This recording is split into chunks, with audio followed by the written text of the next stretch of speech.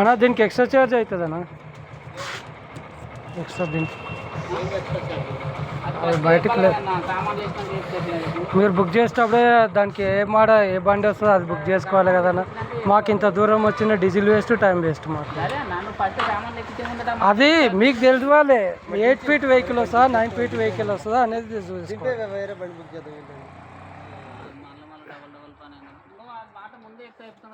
నేనేమంటున్నా, మీకు ఏ వెహికల్ అయితే రీజనబుల్ ఆ వెహికల్ బుక్ చేయాలి. అట్లా నేను అనేది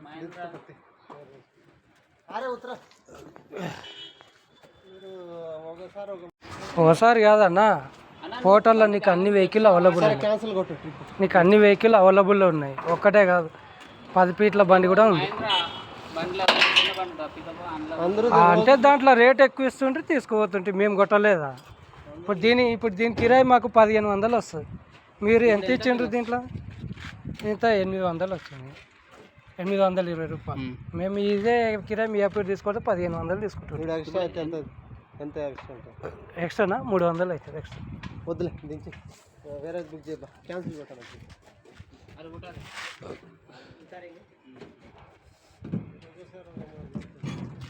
నేను ఒకసారి ఏం లేదన్న, మాకు మీరు చెప్పాలి ఫస్ట్ చేసిన మాకేం తెలుసు అన్న. మీకు ఏ వెహికల్ అవసరం ఆ వెహికల్ బుక్ చేసుకోవాలి. నేను అనేది అట్లా కాదు, ఇది పద్ధతి కాదు, నాది పద్ధతి కాదు, కరెక్ట్ వద్దన. నాకు ఇది ఈ రకం అవుతుంది, లోడ్ ఇష్టం ఉంటే చేయండి, లేదంటే వద్దనల్లా. అట్లా కాదన్న, ఆడికి వెళ్ళి నేను 5 కిలోమీటర్లు వచ్చిన పికప్, నాకు ఎవరు డీజిల్ వేయాలి చెప్పు? అట్లా న్యాయం కాదా అని నువ్వు అంటున్నావు. మరి మమ్మల్ని టైం వేస్ట్ చేపించి 10 లక్షల బండికి పిలిపించి మరి అన్యాయం కదా. మీరైనా బుక్ చేయరాదు, ఇట్లాంటివి అవసరం ఉన్న వెహికల్ బుక్ చేసుకోండి, మీకు అన్నీ అవైలబుల్ ఉన్నాయి కదా. నేను కాదంటలేదన్న, అలాగే ఎంతోమంది బతుకుదేరు కోసం వచ్చిన వాళ్ళు, ఎవరు డబ్బులు లేవు అందరి దగ్గర. అట్లున్నాడు ఏదో బిజినెస్ చేసుకుంటాడు, ఈ డ్రైవింగ్ ఫీల్డ్ ఎవరు చేస్తారు?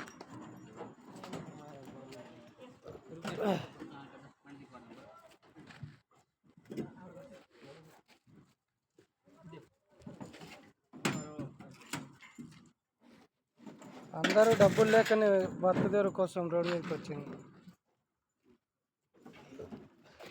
నేను కాకపోతే ఇంకోటి వస్తుంది దునియాలో, నేను ఒక్కనే ఉన్నాను. కానీ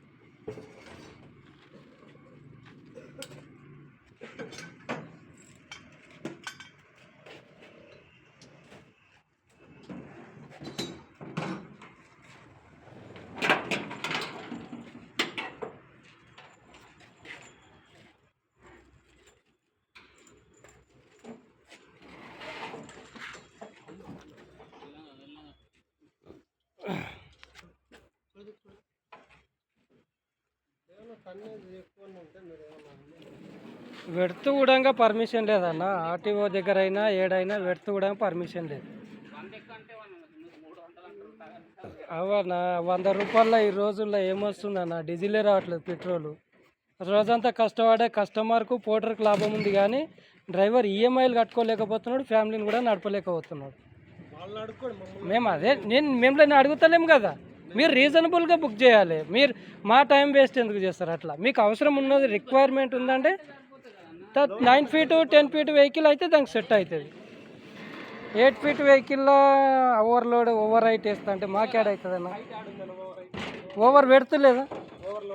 ఓవర్ పెడుతులేదా మరి బయటికి రాలేదా నేను అనేది?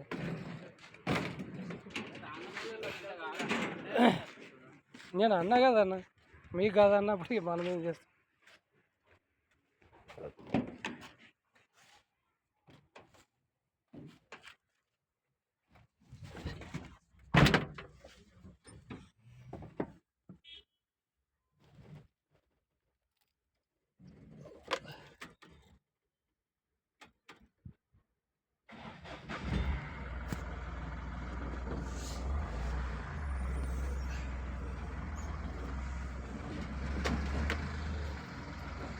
చూడండి ఫ్రెండ్స్, సెకండ్ పికప్ వచ్చింది. నా కంప్లీషన్ స్కోర్ చూడండి, 50 పడిపోయింది. 60 ఉండే 50కి పడిపోయింది. 10 పడగొట్టేసిండు. కస్టమర్ ఓవర్లోడ్, ఓవర్ వెడుతూ, ఓవర్ హైట్ ఉంటే కూడా తీసుకోవాలి. పోటర్ అట్లా పర్మిషన్ ఇస్తుంది. మనం క్యాన్సిల్ చేస్తే మన కంప్లీషన్ స్కోర్ పడేస్తుంది, మనం సస్పెండ్ చేస్తుంది, మనది బ్యాడ్ బిహేవియర్ అని పెట్టేస్తుంది. కస్టమర్కి ఎందుకు అట్లా చేయదు మరి? మనతో ఎందుకు ఆట ఆడుకుంటుంది? పికప్కు 4-5 కిలోమీటర్లు నేను పికప్కి వచ్చిన, 5 కిలోమీటర్ల డీజిల్ ఎవరు ఇస్తాడు? మనకు అమౌంట్ ఎవరు చేస్తారు?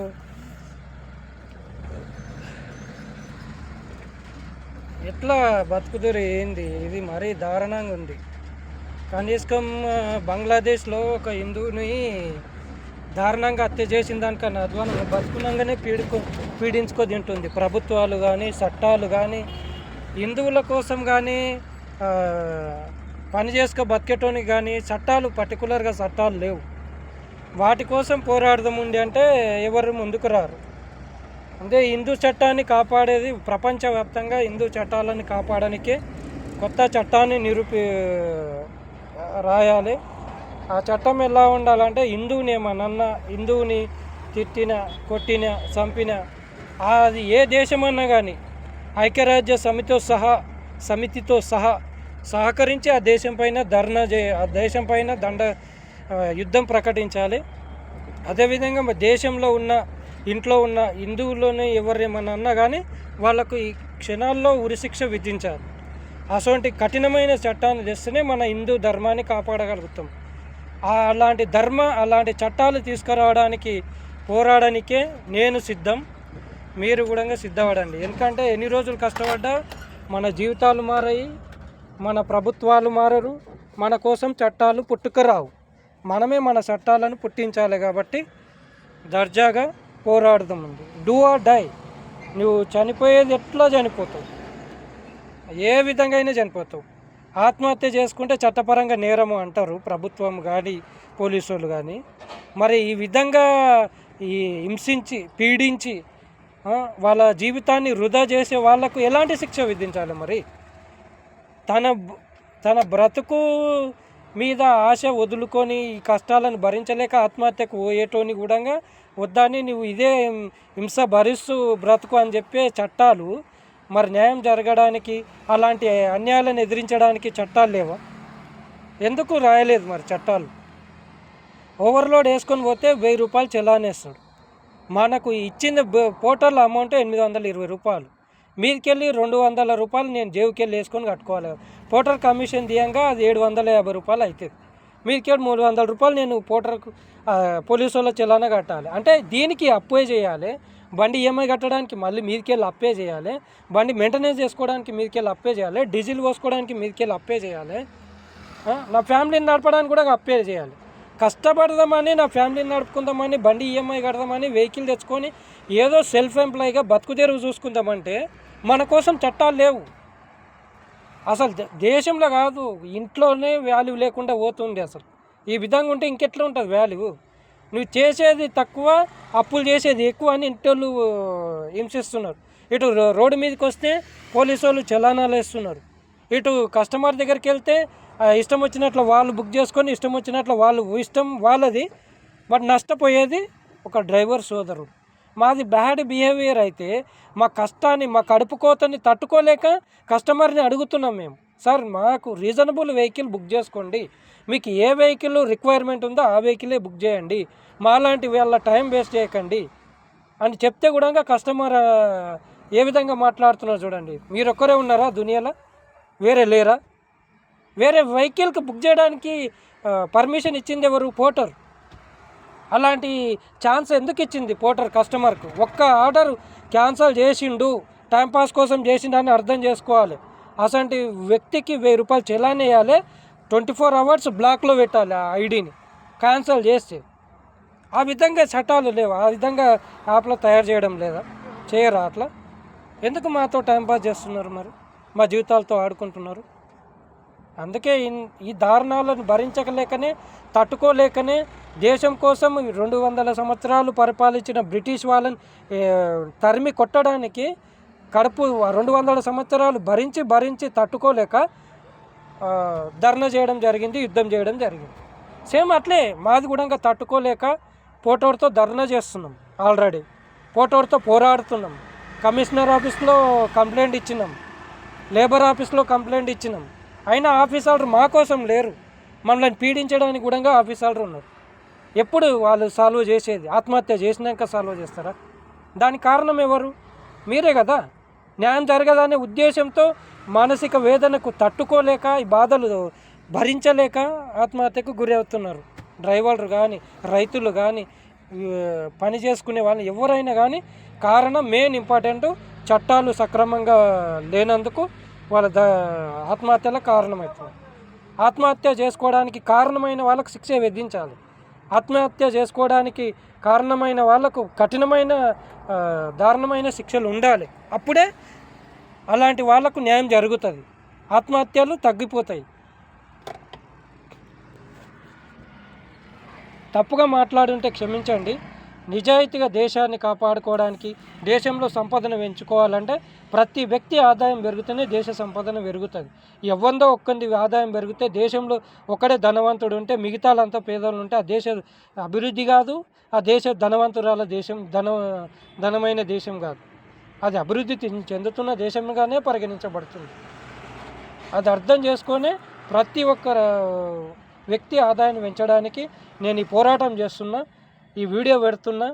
నా శ్రమ దోపిడీ జరుగుతుంది పోర్టర్ వల్ల, నేను అవమాన పడుతున్న కస్టమర్ వల్ల, పోర్టర్ వల్ల, నేను మానసిక వేదన పడుతున్న చట్టాల వల్ల, ప్రభుత్వ చలానాల వల్ల. మేము ఏమన్యాయం చేసినామండి? మా బ్రతికే రోడ్డు మీద, మేము ఆపేదే తిరిగేదే మా బ్రతుకుదేరు రోడ్డు మీద. ట్రాన్స్పోర్ట్ వద్దు అని నిర్ణయించి చట్టాన్ని తీసుకురండి, వెహికల్స్ అన్నీ రద్దు చేయండి, కంపెనీలన్నీ మూసేసేయండి. ఎందుకు చిన్నోళ్ళ మీద పడి పీడించుకొని తింటారు మీరు ప్రభుత్వాలు? పెద్దోళ్ళని అడగరే? వాళ్ళు కట్టారు, ట్యాక్సులు కట్టారు, వాళ్ళు సరైన ప్రభుత్వానికి ఆదాయం ఇయ్యరు. అలాంటి వాళ్ళని అడగడానికి లేదా మీకు? మీ చట్టాలు పనిచేయ వాళ్ళ మీద? చెప్పండి, నేను అడుగుతున్నది. దేశంలో కూడా మన హిందువులంటే కూడా దేశంలో చాలా వీళ్ళు పనికిరారు, వీళ్ళు ఏమిటికి ఉపయోగపడరు, భూమి మీద బతికి ఉండడమే వేస్ట్, వీళ్ళని కొట్టి చంపాలి, వీళ్ళ ఒక్క మాట అంటే కూడా అందరూ అవతల ఐక్యమత్యమై హిందువులను కొట్టి చంపాలని ఫిక్స్ అయ్యి ఉన్నారు అన్నట్లు. అంత దారుణంగా ఉందండి మన బ్రతుకు, మన జీవితము. మన కోసం చట్టాలే లేవు. ఇంకెందుకు మనం బతకడం ఎందుకు, ఇంకా జీవించడం ఎందుకు? రేపన్నాడికి నీ పిల్లలను చంపవచ్చు, నిన్ను చంపవచ్చు, సేమ్ అదే పొజిషన్లో. మరి పోరాడవా? దానికోసం నువ్వు ఐక్యం కావా? నీ హక్కు లేదా? నీ హక్కులను నీవు కాపాడుకోవడం, నీ ప్రాణాలను నీవు కాపాడుకునే హక్కు లేదా? నీ ధైర్యం లేదా? నీ బలం లేదా? నీ హక్కు ఏంది? హిందువులను నీ హింసిస్తున్నానంటే నీ హిందుత్వాన్ని కాపాడుకునే హక్కు నీది. నువ్వు ఆత్మహత్య చేసుకోకుండా ఉండాలని చట్టాలు చెప్పినప్పుడు, వాళ్ళకు దారుణమైన శిక్ష విధించినప్పుడు, అలాంటి దేశం మీద యుద్ధం ప్రకటించే హక్కు హిందువుల హక్కు లేదా? భారతదేశానికి హక్కు లేదా? ఉన్నాళ్ళు ఎందుకు మరి? మిలిటరీ ఎందుకు? మా దగ్గర ట్యాక్సులు ఎందుకు తీసుకుంటున్నాయి ఈ ప్రభుత్వాలు? ఎందుకు? ధర్మాన్ని కాపాడడానికి, అన్యాయానికి సపోర్ట్ చేయడానికి. ఇలాంటి దేశంలో, తుచ్చమైన దేశంలో బ్రతకడం కన్నా పోరాడి చివరి రక్తం చిందించేంత వరకు, గొంతులో ప్రాణం పోయేంత వరకు పోరాడాలనిపిస్తుంది. పోరాడాలనే ఉద్దేశంతో నేను ఈ వీడియో పెడుతున్నా. నా కష్టం ఫస్ట్ స్టార్టింగే ఈ పోర్టర్ నుంచే స్టార్ట్ చేస్తున్నా. ఇంతకు అందరితో నాకు సపోర్ట్గా నిలబడే వాళ్ళకు నేను కూడా సపోర్ట్గా నిలబడతా. నా కంఠంలో ప్రాణం ఉన్నంత వరకు నేను సపోర్ట్గా నిలబడతా. Thank you. తప్పుగా మాట్లాడుంటే క్షమించండి. బట్ మన విలువలని మన హక్కులని కాపాడడానికి నాకు సపోర్ట్ చేయండి. ఈ ప్రభుత్వాలకు చేరే వరకు దేశం మొత్తం వ్యాపించే వరకు షేర్ చేయండి. Thank you.